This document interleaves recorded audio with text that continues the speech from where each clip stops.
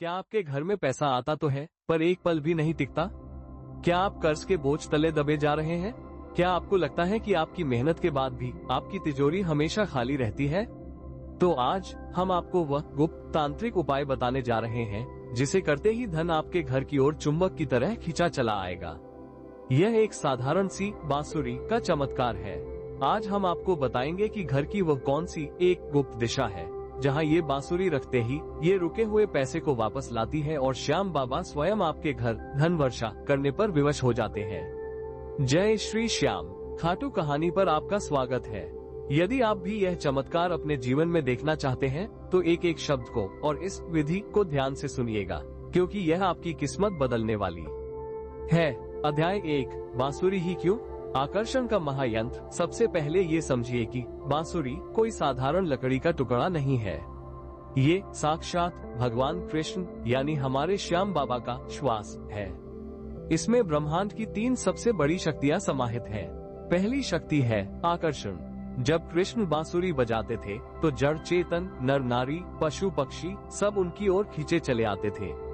ये आकर्षण की चरम सीमा है। जब आप इसे घर में रखते हैं तो यह आपके घर में शुभ अवसरों को, ग्राहकों को और धन को आकर्षित करती है। दूसरी शक्ति है नकारात्मकता का नाश। बांसुरी की ध्वनि से नकारात्मक ऊर्जा घर छोड़कर भाग जाती है। ये घर में मौजूद कलह, रोग और दरिद्रता के कीटाणुओं को भस्म कर देती है। तीसरी शक्ति है शांति।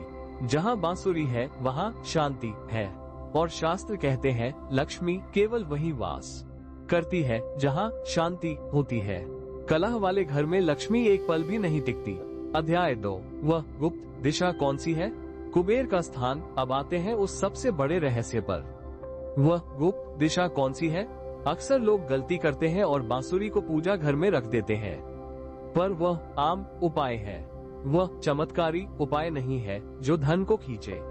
धन को खींचने वाली, करोड़पति बनाने वाली वो गुप्त दिशा है आपके घर का उत्तर पूर्व कोना। जी हाँ, उत्तर पूर्व कोना, जिसे ईशान कोण भी कहते हैं। वास्तु शास्त्र में ये देवताओं की दिशा है, ये जल की दिशा है और सबसे महत्वपूर्ण ये भगवान कुबेर यानी धन के असली देवता का स्थान है। जब आप श्याम की बांसुरी जो आकर्षण का प्रतीक है को कुबेर के स्थान जो धन का प्रतीक है पर स्थापित करते हैं तो आप ब्रह्मांड की 2 सबसे बड़ी धन ऊर्जाओं को एक साथ मिला देते हैं। यह वह विस्फोट करता है जो धन के सारे बंद दरवाजों को तोड़ देता है। अध्याय 3, दिव्य विधि, चमत्कार को जागृत करने का तरीका।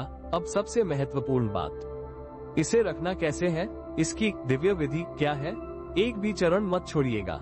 यह उपाय आपको 11 एकादशी के दिन या शुक्रवार जो लक्ष्मी का दिन है के दिन करना है। पहला चरण, बाजार से एक छोटी या मध्यम आकार की बांस की बांसुरी ले आए। ध्यान रहे बांसुरी बांस की ही हो।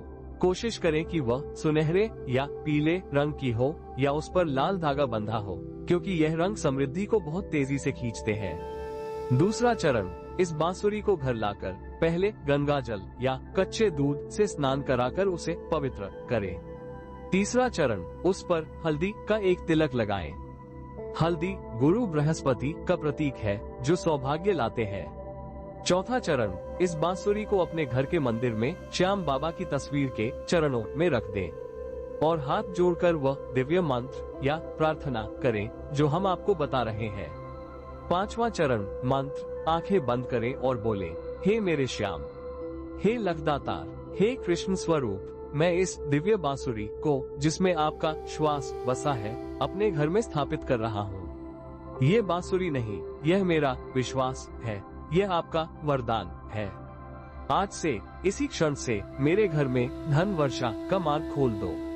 मेरे घर से हर प्रकार की नकारात्मकता, दरिद्रता और कर्ज को हर लो।